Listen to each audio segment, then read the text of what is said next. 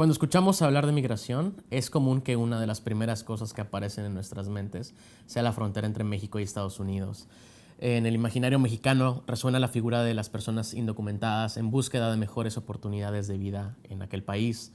Uno de los términos que suelen utilizarse en las noticias y en los debates políticos tienen que ver con la existencia de ciudades santuario en los Estados Unidos. Hola, soy Carlos y el día de hoy nos acompaña en Diálogos desde la Frontera el doctor Benjamin Bruce, profesor investigador del COLEF y especialista en migración, relaciones internacionales y dinámicas transnacionales, entre otros temas.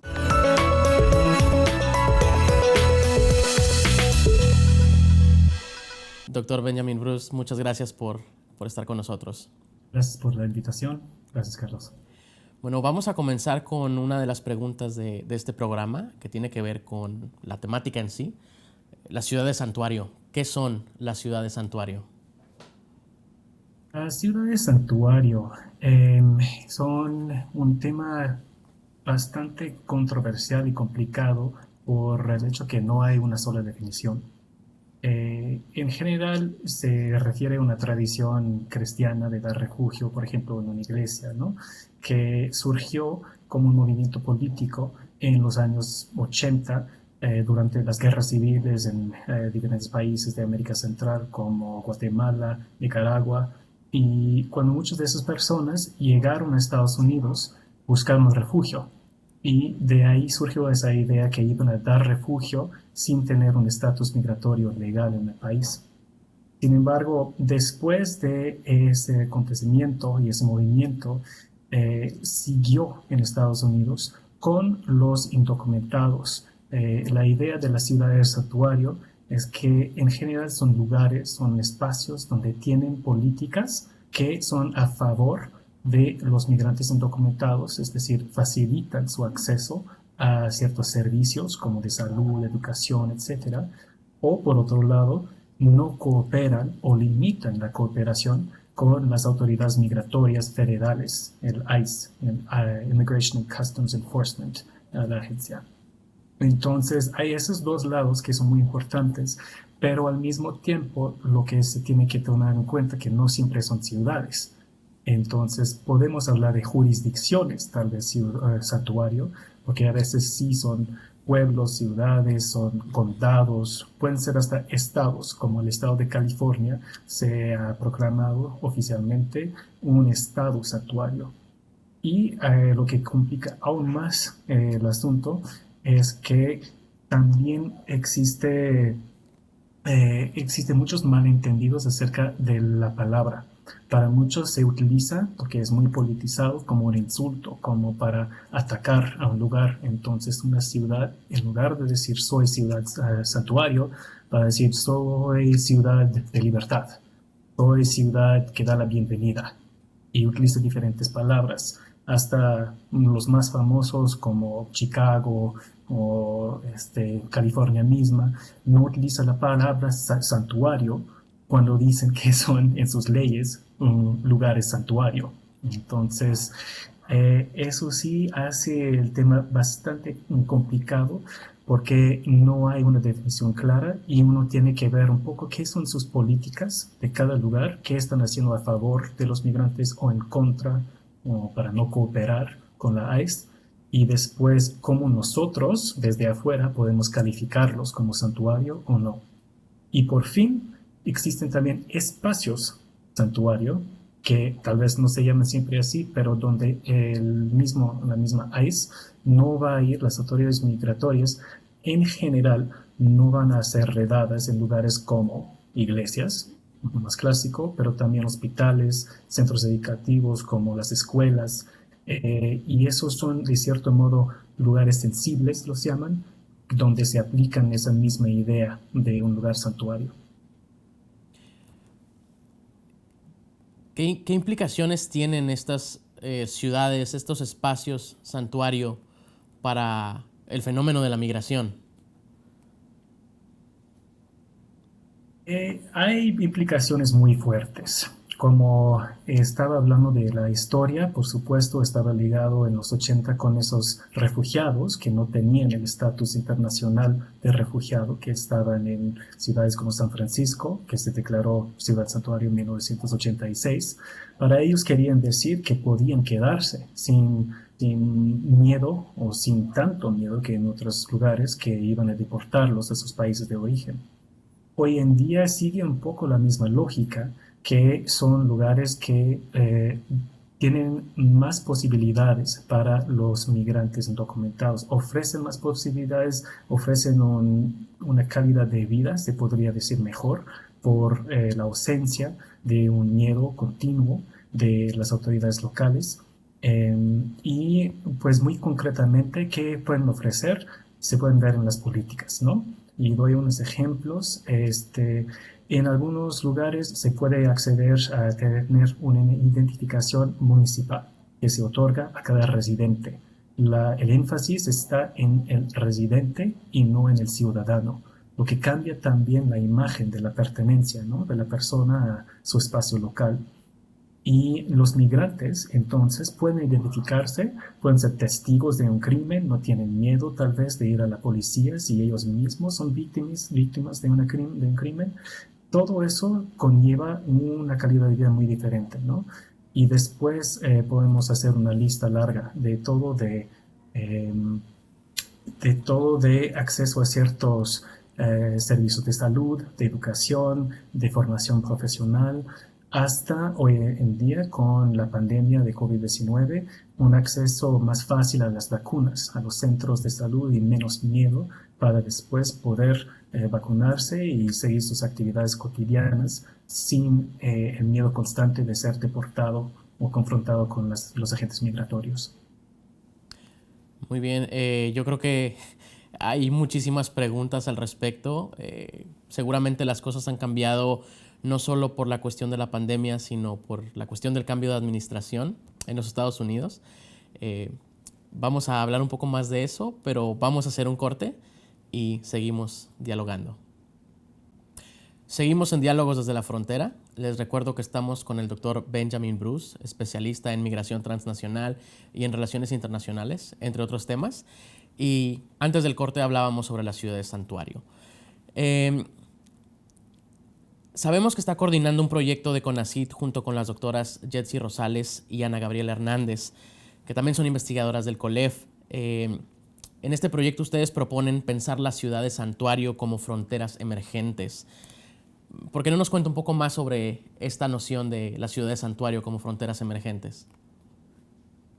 Justo, muchas gracias por la pregunta.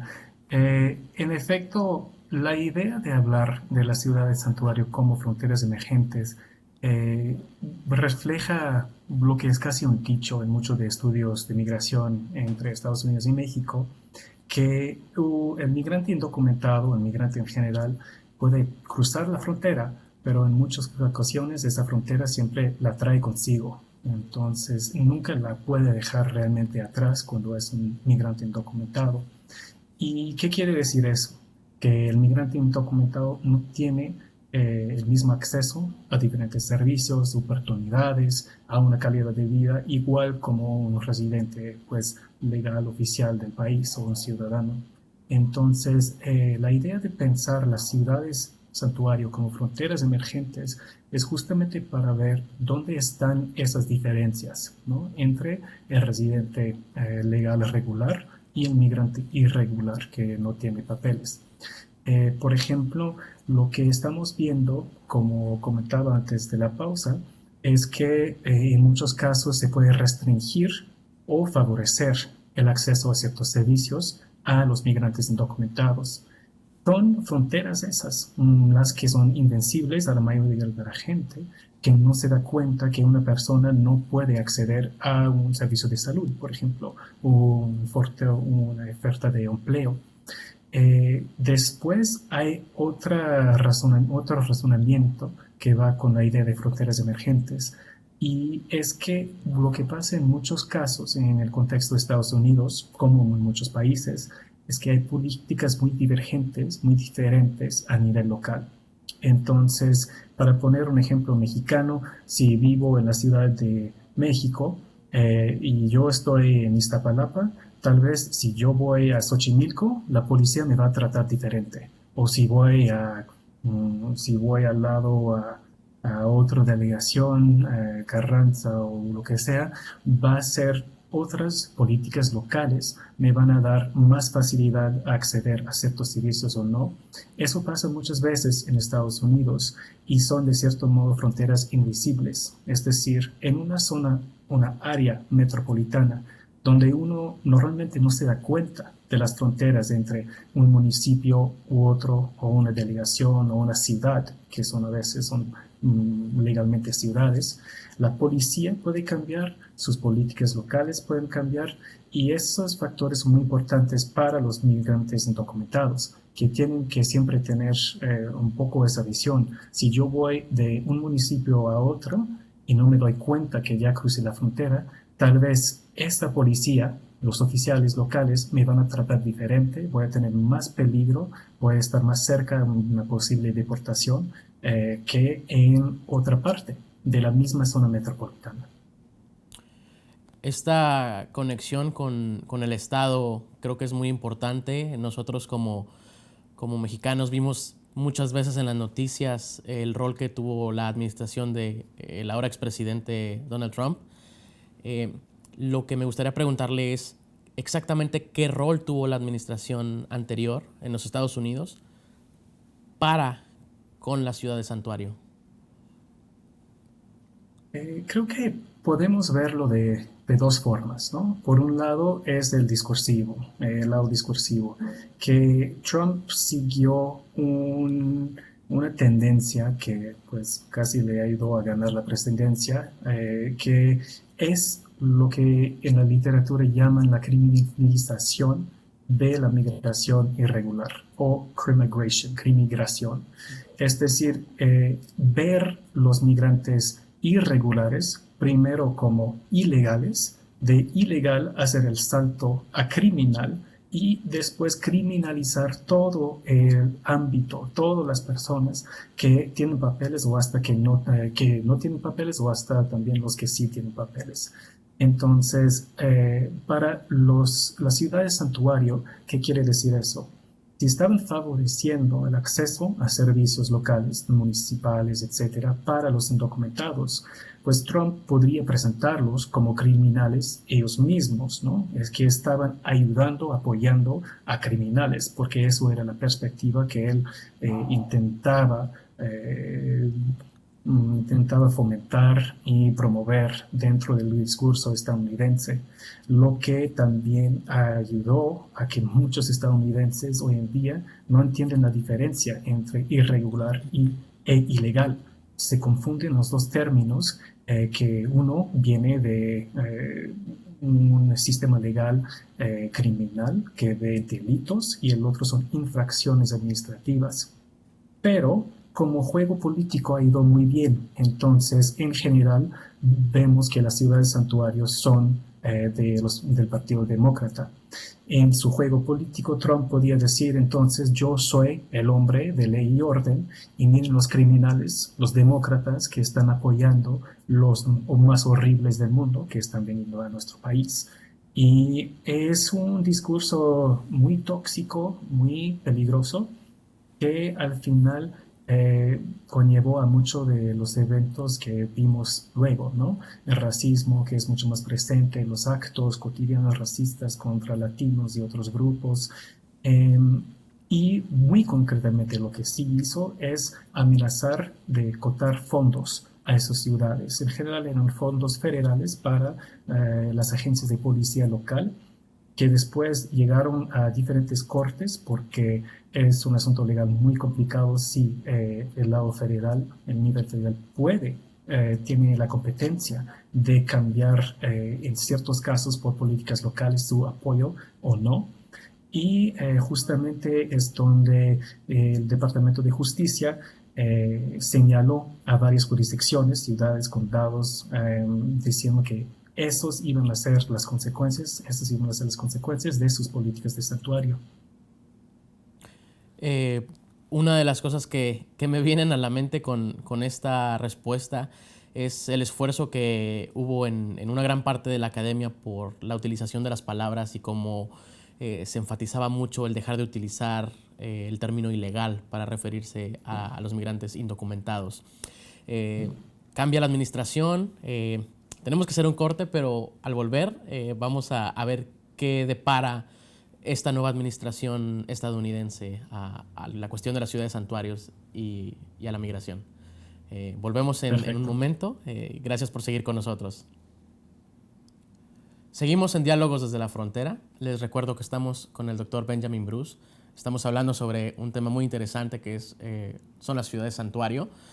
Antes del corte hablábamos sobre los impactos que tuvo la administración de Donald Trump no solo en las ciudades santuarios, sino en migración. Y ahora, como esta primer pregunta de este bloque, ¿qué pasa con la nueva administración? ¿Qué pasa con la presidencia de Joe Biden? ¿Y qué expectativas de cambio hay para la ciudad de santuario? Es una muy buena pregunta en este momento, porque ya va entrando la nueva administración con muchas diferentes iniciativas, cambiando desde el primer día a través de los órdenes ejecutivos del presidente Biden, mucho que el mismo Trump había hecho por la misma vía, ¿no? De esos decretos presidenciales. En el área de la reforma migratoria, también tiene un programa muy ambicioso y tiene también una conciencia de las diferencias entre las categorías de personas que se encuentran de los 10, 11 millones de indocumentados, ¿no? De personas indocumentadas que están actualmente en Estados Unidos. Y hay algunos que sí son de DACA, del programa de los jóvenes indocumentados nacidos en el extranjero, pues que vinieron con sus papás, que beneficiaron de eso, que fue también decreto presidencial del presidente Biden.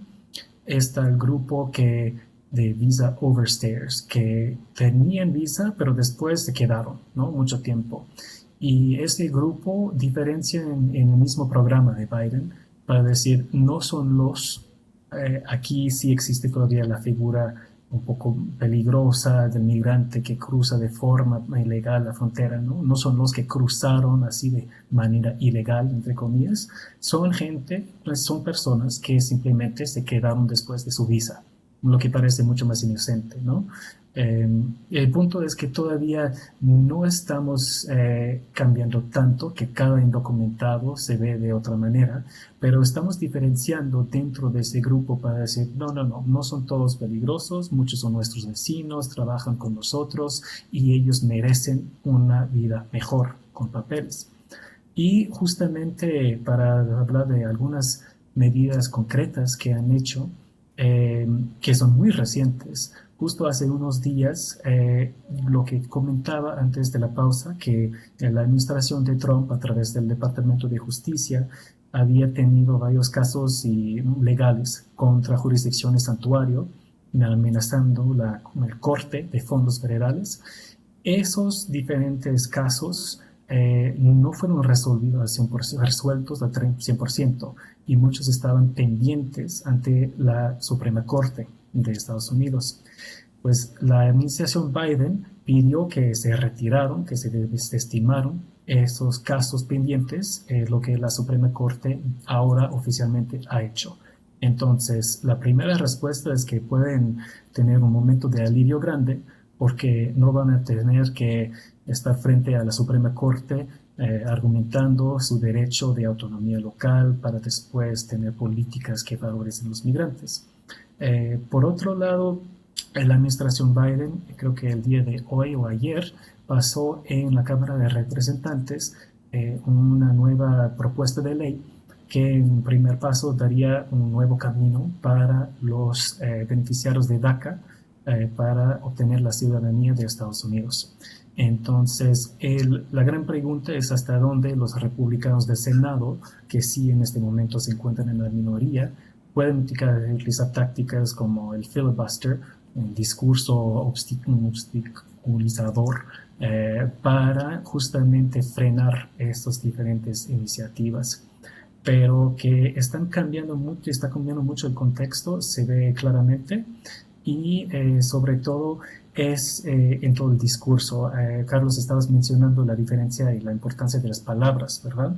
Y en este momento están proponiendo en Estados Unidos de dejar de utilizar la palabra controversial alien como alienígena, ¿no? Que pues se quiere decir extranjero, pero no utilizan la palabra extranjero en el discurso oficial del Estado, es un alien, que ayuda mucho a deshumanizar el migrante.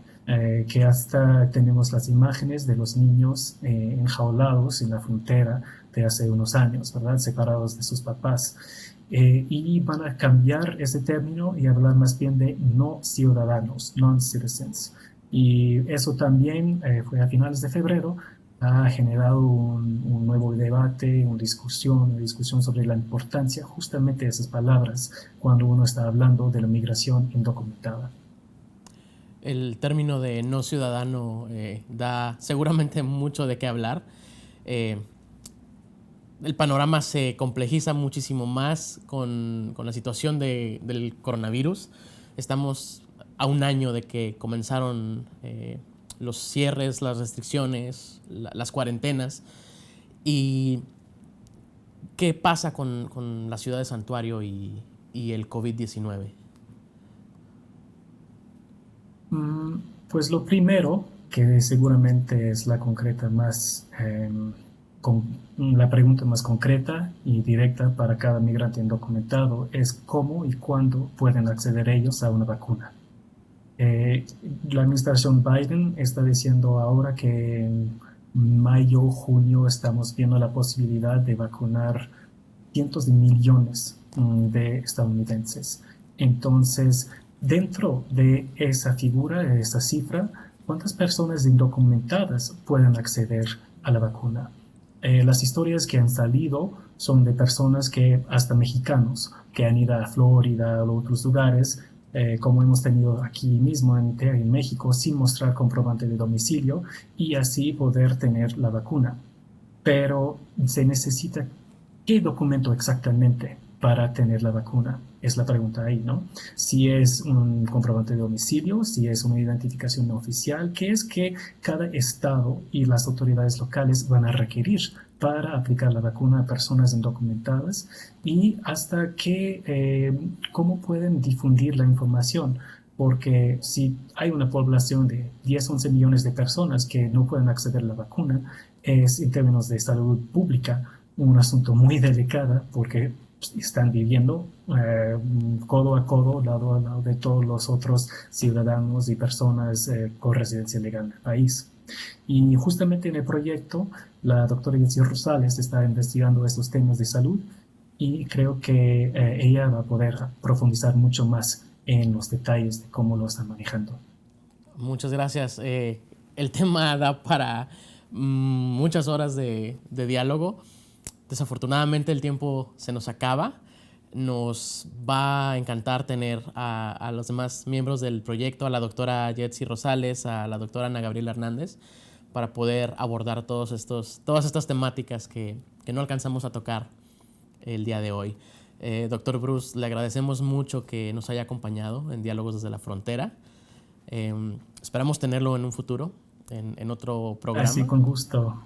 Y muchísimas gracias por el espacio y por la invitación. Es un real gusto hablar con ustedes sobre estos temas.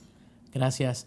Y bueno, esto fue Diálogos desde la Frontera y nos vemos en la próxima emisión.